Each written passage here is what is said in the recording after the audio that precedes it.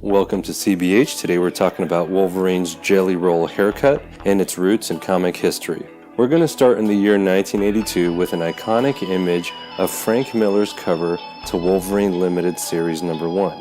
I think we can rally around this image as being fairly definitive in Wolverine's hairstyle that he has carried into modern times. We have the flared out edges, sideburns, and a very dominant widow's peak. When Wolverine appeared in Hulk 181 in 1974, he was wearing a mask, so we didn't get to see his face or hair until Uncanny X-Men 98 in 1976, depicted by one of my favorite creator artists, Dave Cockrum.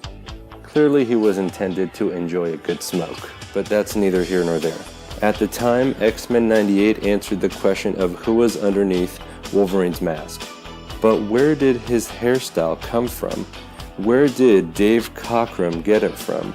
That's tough to definitively answer without an interview, but he's unfortunately passed away, so we have to historically follow the trail and try to find out.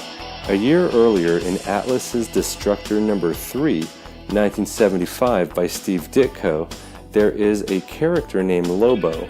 Not the 1980s DC character, but a completely different character who has the same haircut, oddly enough, with an X on his belt. This appears to be a coincidence, however, because before this issue, and before Dave Cockrum started working on the X-Men and Giant Size X-Men 1 1975, he worked on the Legion of Superheroes with inker Murphy Anderson for DC Comics, and one of the characters he worked on was Timberwolf. On the left shows Timberwolf's appearance in Superboy 172 1971 without any special hairdo and fairly generic.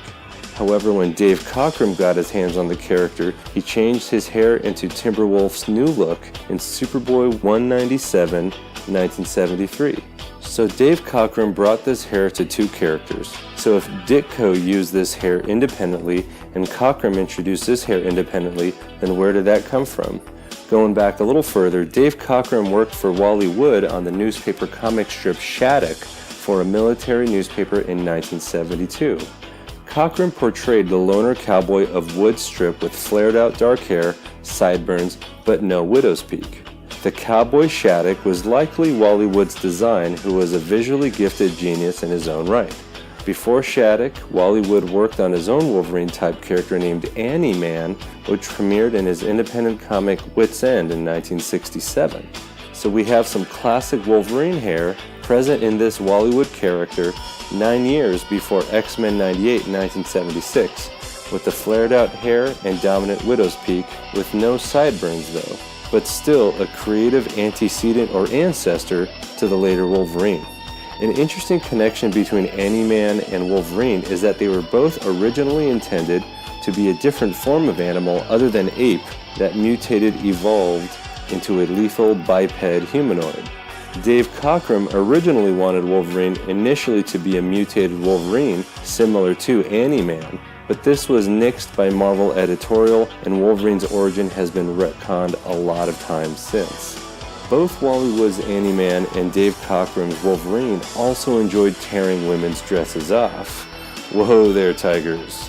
As far as the 1975 Lobo character, Steve Ditko and Wally Wood worked together on a lot of non-Marvel work like Thunder Agent and Jungle Comics, and Ditko premiered in his Mr. A in Wit's End, so it's possible that could have connected into Lobo, but I think this hairstyle goes before that.